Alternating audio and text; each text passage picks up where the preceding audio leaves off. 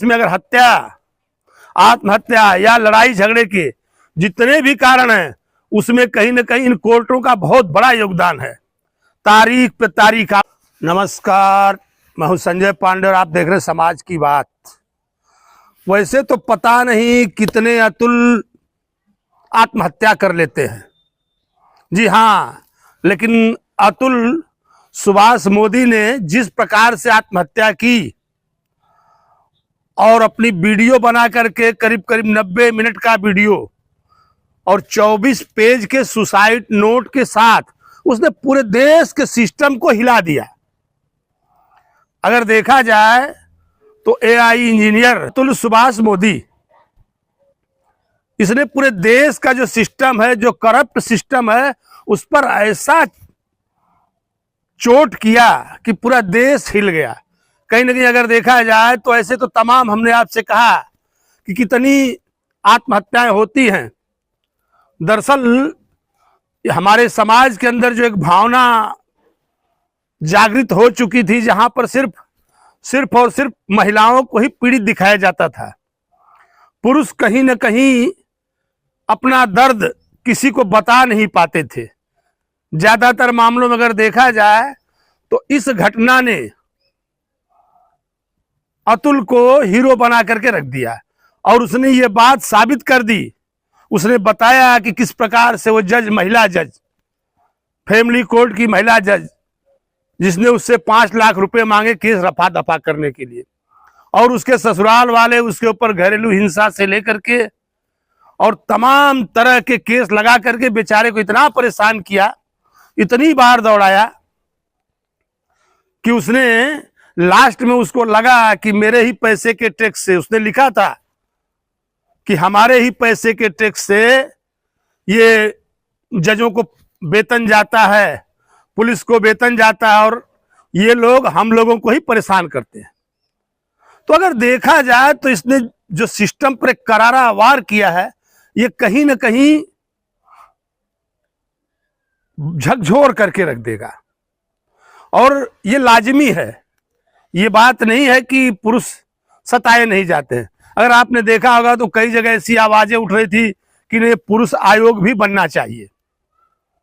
इस देश में अगर आप पुरुष हैं तो कहीं पर भी अगर आपके साथ कुछ हो रहा है तो कहीं ना कहीं आप उस शिकायत को सही ढंग से रख नहीं पा रहे थे, दोषी आपको पहले ही मान लिया जाता था।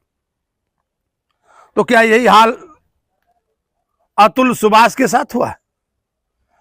निकिता सिंघानिया, जो कि इनकी जो शादी थी, इनकी शादी एक शादी मैरिज के जो वेबसाइट होती है उस पर जाकर उन्होंने शादी किया था, और उसका कहना था कि उसके ससुराल वाले उसको हमेशा टार्चर करते थे।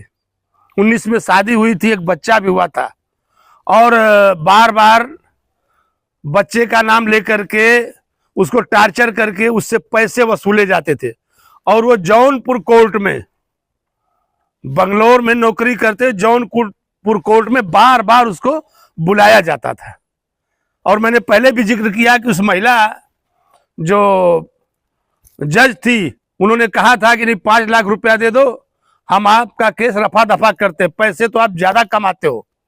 यहां तक कि कोर्ट में भी एक बार निकिता सिंघानिया ने कहा था, उसने कहा था कि भाई मैं ऐसे आत्महत्या कर लूंगा। तो उसने कहा, तो निकिता सिंघानिया ने कहा कि ऐसे तो पता नहीं कितने लोग करते हैं, तुम भी कर लो। तो कहीं ना कहीं जो बात थी, अगर देखा जाए तो सोशल मीडिया पर तो वैसे भी तमाम संगठन चलते हैं, तमाम जगह आवाजें उठाई जाती हैं। कुछ जगह पर ऐसे संगठन बने जो कहते हैं कि नहीं, हम महिलाओं से पीड़ित हैं। और हमारे देश में अगर देखा जाए तो तमाम जगहों पर, आप कहीं पर भी निकल जाएं, महिलाओं को समानता का अधिकार है, इसके बावजूद भी उनके लिए विशेषाधिकार, साथ में विशेषाधिकार जुड़ा हुआ है। तो उस विशेषाधिकार का अगर कहीं ना कहीं दुरुपयोग होगा तो ऐसे अतुल पैदा होंगे। और अतुल तो एक तरह से देखा जाए तो मर करके उसने पूरे सिस्टम को यह समझा दिया कि नहीं, आपका ये रवैया अब चलने वाला नहीं है। और भाई अगर कोई दिक्कत थी, कोर्ट में कोई दिक्कत थी, तो जल्दी से जल्दी फैसला करना था, जो भी लेन देन करना था जल्दी से जल्दी करना था। तो सिर्फ ये जान लेना कि वो एआई इंजीनियर था, उसकी कमाई अच्छी थी, ये समझ करके उसको सभी लोग, पूरा सरकारी महकमा दुधारू गाय के जैसे उससे दूध निकाल रहा था। और उसको कहीं ना कहीं ये बात खल गई और उसने ये ऐलान कर दिया अपने उस वीडियो के माध्यम से और उसने नोट के माध्यम से कि मेरे टैक्स के पैसे से इन लोगों को वेतन नहीं जाएगा, मैं जिंदा नहीं रहूंगा। सोचिए, जरूर समाज के उन जागरूक लोगों को, या हमारे समाज में जो भी लोग हैं जो अपने आप को ये कहते हैं कि नहीं हम बुद्धिजीवी हैं, उनको एक बार सोचने पर उसने मजबूर कर दिया है। और जो उसके फैमिली वाले थे, उस निकिता सिंघानिया के माँ, उसके भाई, उसके चाचा, उसने उनके ऊपर भी गंभीर आरोप लगाया था कि वो लोग भी हमको पैसे के लिए परेशान करते थे। और देखेंगे आप, अभी कल ही न्यूज में आया था कि निकिता के माँ बाप जौनपुर से भाग निकले, दरवाजा अपने घर में ताला लगा दिया और निकल गए, क्योंकि तमाम मीडिया वाले उनके पास जा रहे थे और उनको सवालों का जवाब देना भारी पड़ रहा था। तो कहीं ना कहीं मर के अपने आप को उसने हीरो साबित कर दिया। और जो महिलाओं से पीड़ित लोग थे या जो इस बारे में केस लड़ रहे थे, कहीं ना कहीं उनके पक्ष को उसने मजबूत कर दिया और करप्ट सिस्टम पर एक करारा वार किया उसने।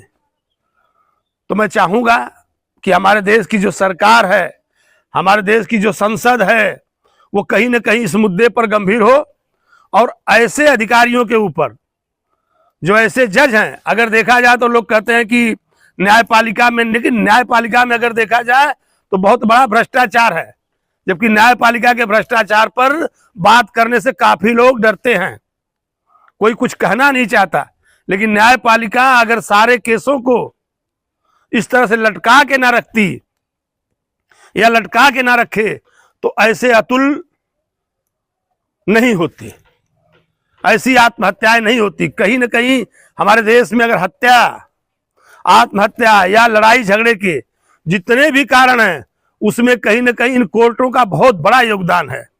तारीख पे तारीख, आपने सुना होगा उस पिक्चर का डायलॉग कि तारीख पर तारीख। यहाँ की कोर्टें सिर्फ तारीख देती है, फैसला नहीं देती, और वकीलों की जेब भरती है और साथ में उन जजों की, जिसके वजह से मामले लंबे से लंबे चलते हैं और ऐसे लोग आत्महत्या करने के लिए मजबूर हो जाते हैं। तो हमारे देश के सिस्टम को बदलने के लिए जरूर बुद्धिजीवी हैं, उनको आगे आना चाहिए। फिर मैं अपने अगले वीडियो में मिलूंगा, तब तक के लिए धन्यवाद।